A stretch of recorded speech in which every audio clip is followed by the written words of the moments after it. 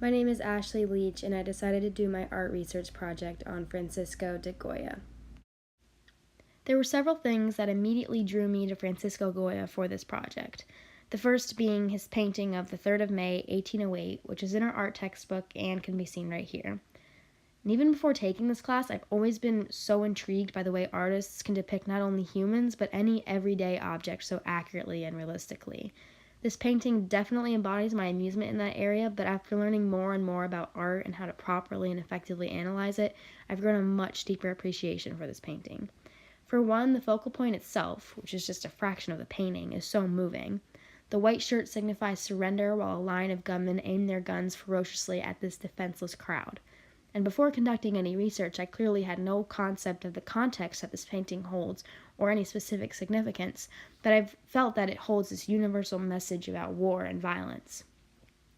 Further on in this presentation, I'll be able to talk a little more about the reason for this painting and what specific event it represents and what specific event inspired it. But another thing about Francisco Goya that influenced me to choose him is that he is from the Romantic period. This intellectual art movement has captivated me since our Romantic unit, and I find the artists from this time to be so powerful and influential to their audience during their time.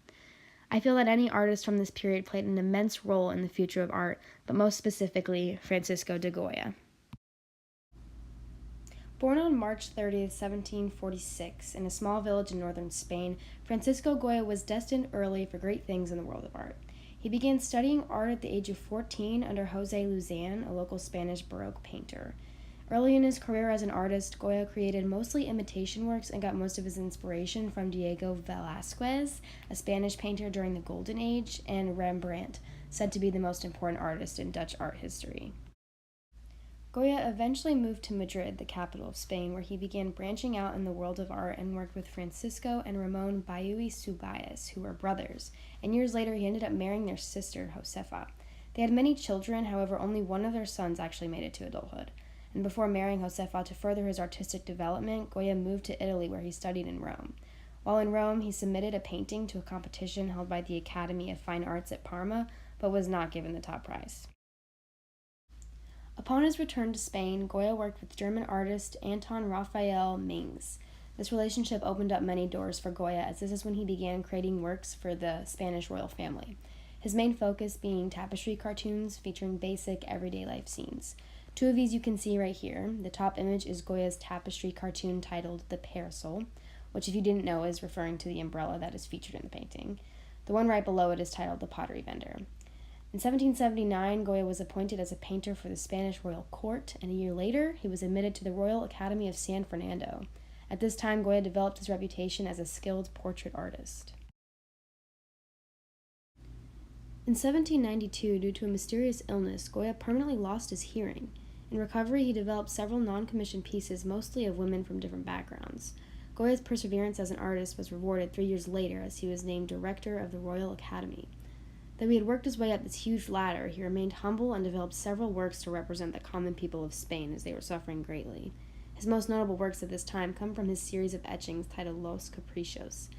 These were works meant to expose the vast greed, corruption, and repression going on in Spain during the time. 3 of his works from this collection are seen here.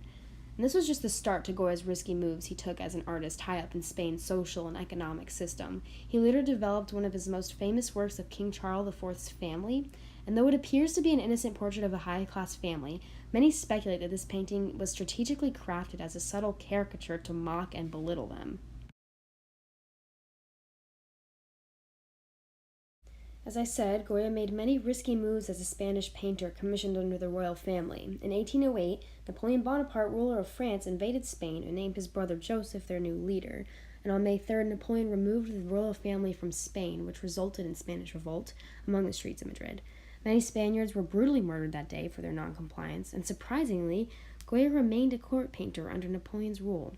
6 years later, the Spanish finally regained control of their country, and it was at this time that Goya developed his famous painting of the horrors that took place on May 3rd, 1808.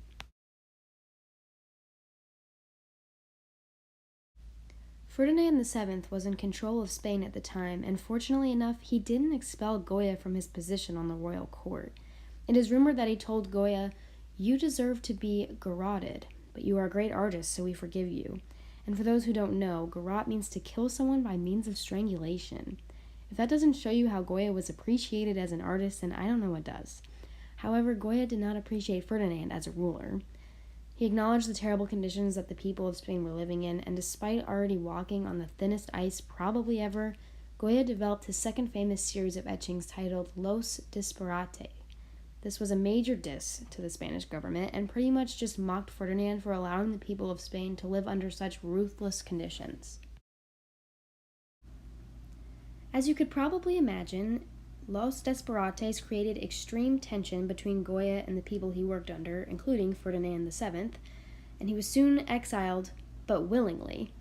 Though his physical health was in extremely poor condition, he thought he would be safer outside of Spain, so he, ironically enough, moved to France, where he lived the rest of his life. He spent his final years reclaiming his roots as a portrait painter, mostly developing portraits of his friends who were also exiled from Spain for similar reasons. He died in Bordeaux in 1828 at the age of 82. Goya serves as such a great inspiration as he never let anything get in between him and his views. It is so crazy to me that he was so high up in the social class of Spain, and yet he still decided to only release works that he personally wanted to create. His career relays such an inspiring message to always stay true to yourself and your views, and I find it truly amazing that he never fell victim to a life fueled by hunger for power, nor a dangerously meaningless materialistic lifestyle.